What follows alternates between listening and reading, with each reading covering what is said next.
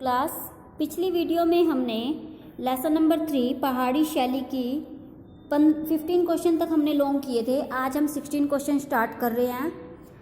16 question है, कुल्लू चित्र शैली पर नोट लिखो। सर्वप्रथम, कुल्लू की कला का उल्लेख जेसी फ्रेंच ने अपनी पुस्तक हिमालय आर्ट में किया।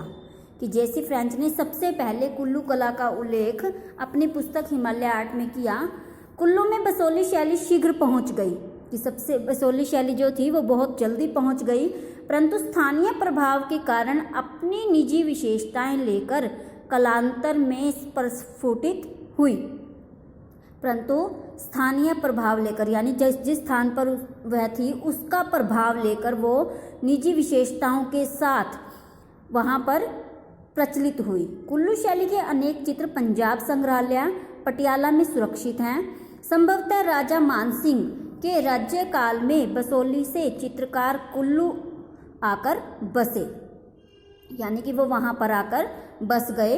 वास्तव में कुल्लू का राजा जगत सिंह वैष्णव संप्रदाय का अनुयायी था, कि वैष्णव संप्रदाय को मानने वाला था और उसने वैष्णव धर्म को कुल्लू में प्रोत्साहन दिया, कि कुल्लू शैली में उसने वैष्णव धर्म को बहुत ज़्यादा महत्व दिया।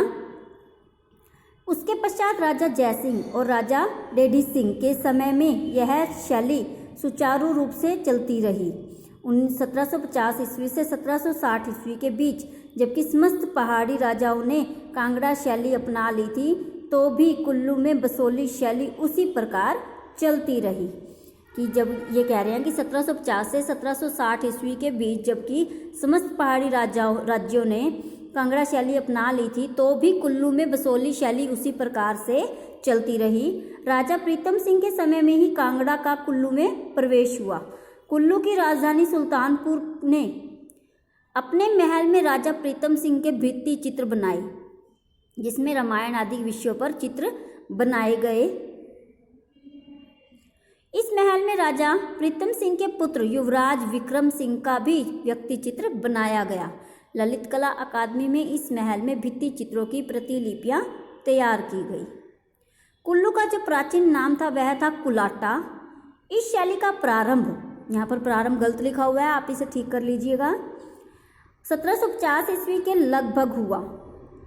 कुल्लू की राजधानी सुल्तानपुर में राजा प्रीतम सिंह के राज्यकाल में कुल्लू में चित्रकला का एक प्रगतिशील केंद्र बन चुका था, कि उसका जो पुराना नाम था वो था कुलाटा।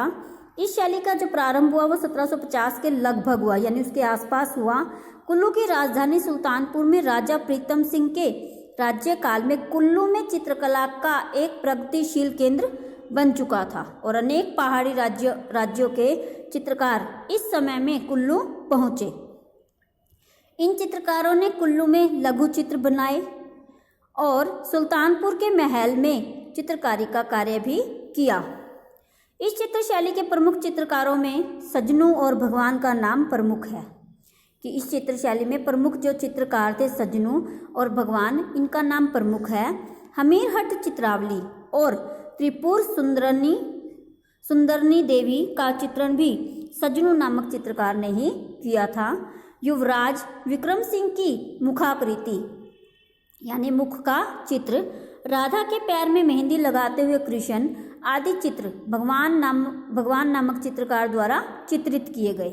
इसके अतिरिक्त यहाँ के चित्रकारों ने राधा कृष्ण, नायिका भेद, मातृशक्तियाँ, रामायण, महाभारत, भागवत, युद्ध व शिकार के दृश्य, पतंग व कबूतर उड़ाती स्त्रियाँ जैसे विषयों को भी चित्रित किया गया है।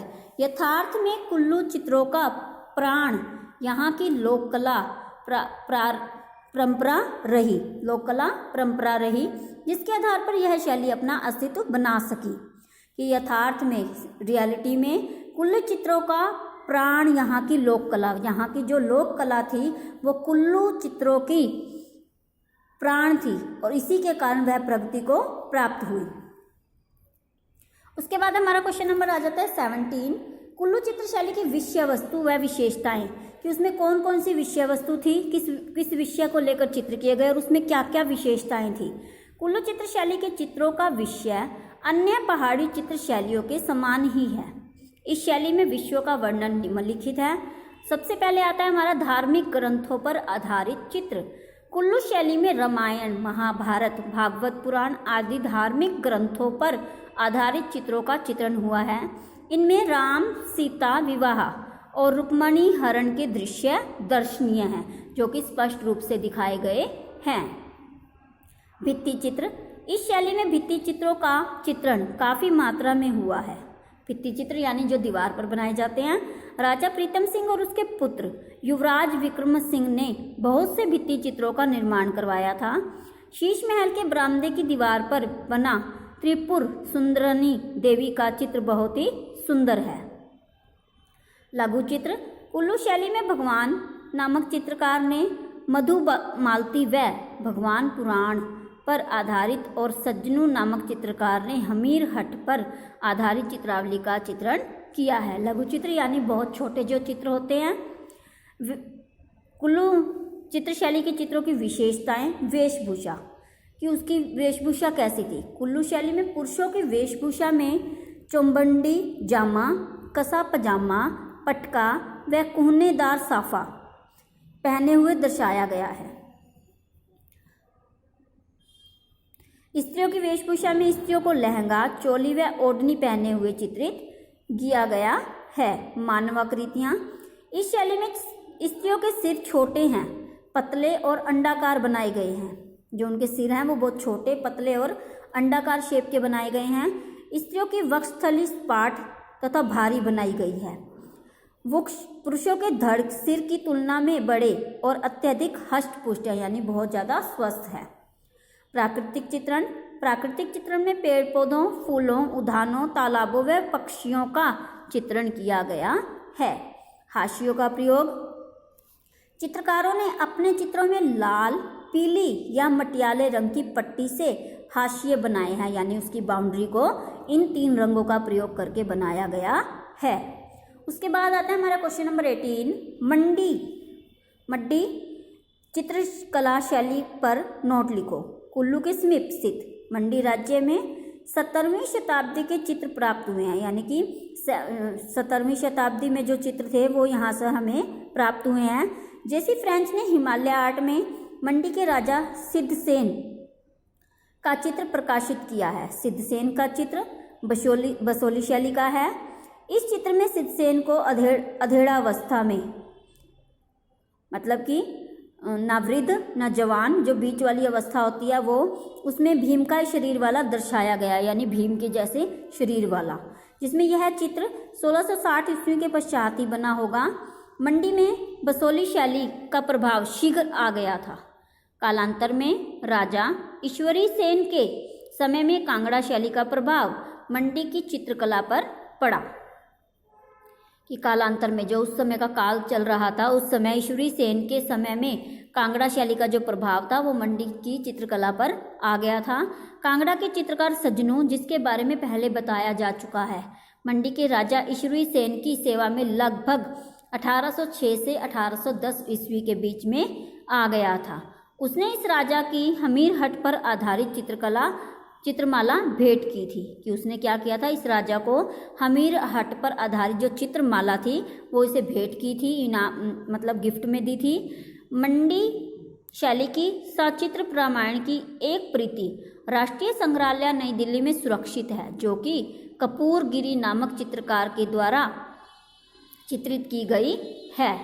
1826 ईस्वी में मंडी के राजा जालिमसेन ने जालपा और टेरना में काली के मंदिरों में भित्ति चित्रों का निर्माण करवाया। 20वीं शताब्दी के आरंभ तक मंडी में धार्मिक चित्र बनाए गए। कि शुरुआत में क्या किए गए, धार्मिक चित्र बनाए गए। 1846 ईस्वी में मंडी पूर्ण रूपेण अंग्रेजी शासन में आ गया और पाश्चात्य ढंग पर चित्र बनाए जाने लगे, यानी पुराने ढंग से बनाए जाने लगे। यद्यपि भित्ति चित्रों में मंडी की परंपरागत चित्रकला चलती रही, यानी पुरानी कला ही चलती रही। राजा बलवीर सेन के समय में मोहम्मदी चित्रकार प्रसिद्धि को प्राप्त हुआ। दौलत तथा मोहम्मदी ने वजीर के महल में भित्ति चित्र बनाए जो आज भी सुरक्षित है। कि दौलत और मोहम्मदी नामक चित्रकार ने जो भी चित्र बनाए थे वो आज भी सुरक्षित हैं। कुल्लू से मंडित आए एक चित्रकार सज्जनों ने हमीर हट का संकलन तैयार किया, यानी उसकी एक चित्रमाला तैयार की जिसमें 21 चित्र हैं। इन चित्रों में हमीर और अलाउद्दीन खिलजी के युद्ध को दर्शाया गया है, कि उनके आपस में जो युद्ध हुआ था उसके चित्रों को इसमें दर्शाया गया है। सज्जनों का बनाया शिवरात्रि के मेले का चित्र भी बहुत ही सुंदर है। राजा ईश्वरी सेन ने इस चित्र में मेले में दिखाया गया है झूले सजी धजी नारी आकृतियाँ, झूले दिखाए गए हैं और सजी धजी नारियों की आकृतियों को दिखाया गया है। लोक नृत्य आदि सभी इसमें तत्कालीन परंपरा के दर्शन होते हैं। लोक नृत्य आदि सभी में तत्कालीन उस समय की जो परंपरा थी उसके दर्शन होते हैं। फत्तू नामक कलाकार ने गज लक्ष्मी का चित्रांकन किया। देवी संदर्भ में एक चित्र गज लक्ष्मी विशेष उल्लेखनीय है।